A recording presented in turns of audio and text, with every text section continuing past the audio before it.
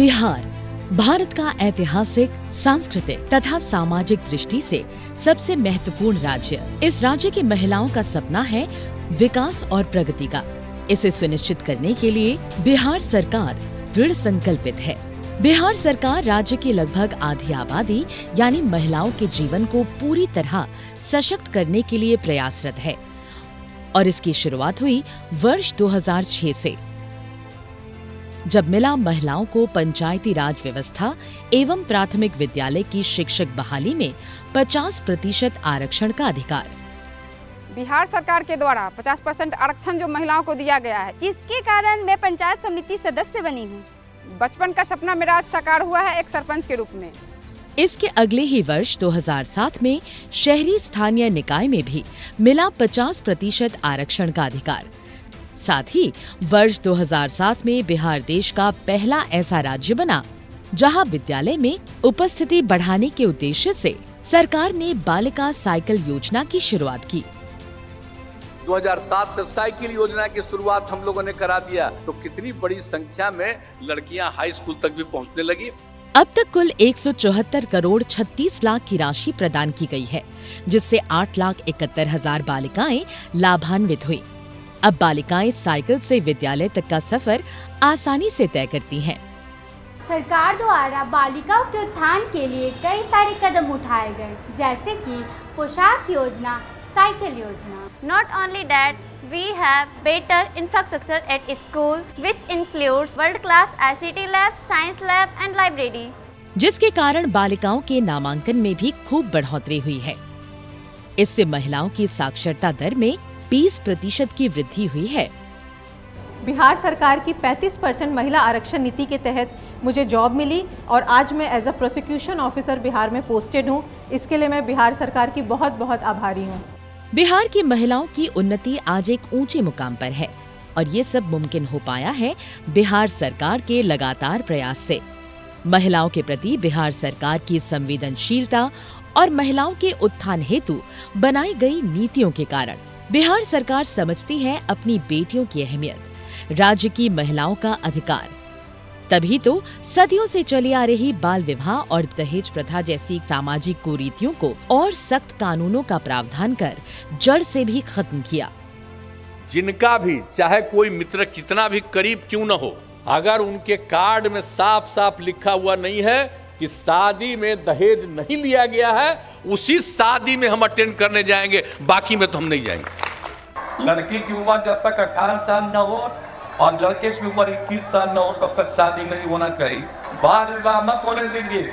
अब दहेज के लिए बचाए जाने वाला पैसा बेटियों की शिक्षा में निवेश होता है और बाल विवाह से बचाई गई उम्र उनके भविष्य के निर्माण में। माननीय मुख्यमंत्री श्री नीतीश कुमार जी के नेतृत्व में बिहार की महिला आज प्रगति की दिशा में तेजी से अग्रसर है। सरकार के सतत प्रयासों ने राज्य की महिलाओं को नई पहचान और सम्मान दिलाया है। चाहे मेडिकल हो या इंजीनियरिंग, सिविल सर्विस हो या उद्यमशीलता, बिहार की महिलाएं आज हर क्षेत्र में अपनी सशक्त उपस्थिति दर्ज करा रही हैं। बिहार के सभी जिलों में जहां मुख्यमंत्री बालिका पोशाक योजना बिहार की बालिकाओं की प्राथमिक शिक्षा को मजबूती प्रदान करती है, पोशाक योजना के तहत सरकार हमें 700 रुपए देती है, इसी कारण हम विद्यालय स्कूल ड्रेस में जा पाते हैं। वहीं मुख्यमंत्री कन्या उत्थान योजना बिहार की बेटियों को उच्च शिक्षा के लिए सहायता प्रदान करने के साथ साथ उनके स्वास्थ्य संबंधित जरूरतों को ध्यान में रखते हुए उन्हें सैनिटरी नैपकिन खरीदने के लिए राशि भी उपलब्ध कराती है। खेलकूद के समुचित व्यवस्था के साथ किशोरी स्वास्थ्य योजना के तहत सैनिटरी नैपकिन भी दिया जा रहा है। अभी तक लगभग 30,000 छात्राओं को उच्च शिक्षा के लिए छात्रवृत्ति प्रदान की गई है। 12वीं कक्षा पास करने के बाद प्रोत्साहन राशि के रूप में 25,000 रुपए की सहायता राशि मिली है, जिसके कारण मैं उच्च शिक्षा की पढ़ाई आसानी से कर पाऊंगी। इसके लिए मैं सरकार को धन्यवाद करती हूँ। बालिका शिक्षा को बढ़ावा देने के लिए राज्य के सभी पंचायतों में 10+2 विद्यालय की स्थापना की गई है। मुख्यमंत्री कन्या उत्थान योजना अंतर्गत इंटरमीडिएट या समकक्ष परीक्षा उत्तीर्ण अविवाहित छात्राओं को 25,000 रुपए तथा स्नातक या समकक्ष उत्तीर्ण अविवाहित छात्राओं को 50,000 रुपए की राशि दी जा रही है। इन 2 योजनाओं के अंतर्गत वर्ष 2018-19 से अब तक क्रमशः 21,37,712 तथा 3,20,500 छात्राओं को लाभ दिया जा चुका है। साथ ही बिहार राज्य में छात्राओं के लिए इंजीनियरिंग, मेडिकल और खेल संस्थानों में 33% सीट आरक्षित है। इसके अलावा मुख्यमंत्री स्टूडेंट क्रेडिट कार्ड के तहत 4 लाख रुपए तक की राशि प्रदान की जाती है, जिसे छात्र अपने आगे की शिक्षा प्राप्त करने के लिए उपयोग में लाते हैं। इसके अतिरिक्त महिला शिक्षिकाओं को सशक्त और आत्मनिर्भर बनाने के लिए स्कूटी प्रशिक्षण सहित अनेक योजनाओं को सुचारू रूप से लागू किया गया है। बिहार सरकार बालिकाओं के लिए बहुत सारी योजनाएं लाई है। उसमें से एक KYP प्रोग्राम है। इस KYP प्रोग्राम के तहत सॉफ्ट स्किल्स, लैंग्वेज स्किल्स और टेक्निकल स्किल्स सीखा है। पहले मुझे ज्यादा कुछ नहीं आता था, अब मैं एक अच्छी ऑपरेटर बन गई हूँ। वर्ष 2016 में बिहार में पूर्ण शराबबंदी की घोषणा के साथ ही महिलाओं और गृहिणियों की जिंदगी में एक नया सवेरा आया। जीविका की दीदियां खड़ा होकर के कहने लगी कि शराब बड़ा खराब चीज है, शराबबंदी लागू की। तो शराबबंदी लागू किया और आप लोग भी पूरा का पूरा प्रचार किए। यहाँ की महिलाओं के लिए नए रास्ते खोले गए हैं। सरकार द्वारा व्यापार और उद्यमशीलता के क्षेत्र में 10 लाख तक का ब्याज मुक्त ऋण भी उपलब्ध करवाया जा रहा है। राज्य सरकार के द्वारा अनेक क्लस्टरों में उद्यम स्थापित करने हेतु बहुत सस्ते दर पे जगह भी उपलब्ध करवाई जा रही है। वर्ष 2021 में सिविल सेवा प्रोत्साहन योजना की शुरुआत की, जिसमें सभी यूपीएससी एवं बीपीएससी पीटी उत्तीर्ण महिला अभ्यर्थियों को क्रमशः 1 लाख एवं 50,000 की राशि प्रदान की जा रही है। मुख्यमंत्री नारी शक्ति योजना के अंतर्गत बिहार सरकार द्वारा कामकाजी महिलाओं की सुरक्षा और समस्या को मद्देनजर रखते हुए पूरे राज्य में वर्किंग वुमेन हॉस्टल और पालना घर जैसी सुविधाओं का निर्माण करवाया गया है। राज्य सरकार द्वारा लक्ष्मीबाई पेंशन योजना के अंतर्गत वैसी विधवाओं जिनकी उम्र 18 वर्ष या उससे अधिक आयु है और उनकी वार्षिक आय 60,000 रुपए से कम है, तो उन महिलाओं को सालाना 4,800 रुपए की आर्थिक सहायता प्रदान की जाती है। वहीं दूसरी तरफ माननीय मुख्यमंत्री श्री नीतीश कुमार जी के प्रेरणादायक प्रयास से राज्य पुलिस बल में महिलाओं को 35% आरक्षण का अधिकार देते हुए बिहार एक ऐसा राज्य बना जहां महिला पुलिस की भागीदारी अन्य किसी भी राज्य से अधिक है। महिलाओं के साथ अनहोनी की रोकथाम के लिए महिला हेल्पलाइन 181 एवं डायल 112 को पूर्णतः महिलाओं द्वारा संचालित आपातकालीन हेल्पलाइन की शुरुआत की गई है। हाल ही में बिहार पुलिस द्वारा सुरक्षित सफर सुविधा की घोषणा भी की गई है।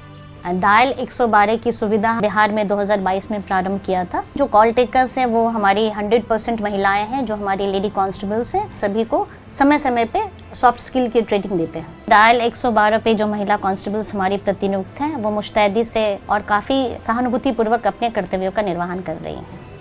बिहार सरकार की जीविका परियोजना ने महिलाओं को आत्मनिर्भर और आर्थिक एवं सामाजिक रूप से सशक्त बनाने की दिशा में ऐतिहासिक पहल की है। इस योजना के अंतर्गत 10 लाख से अधिक स्वयं सहायता समूहों के माध्यम से 1.25 करोड़ से अधिक महिलाओं को सशक्त किया गया है।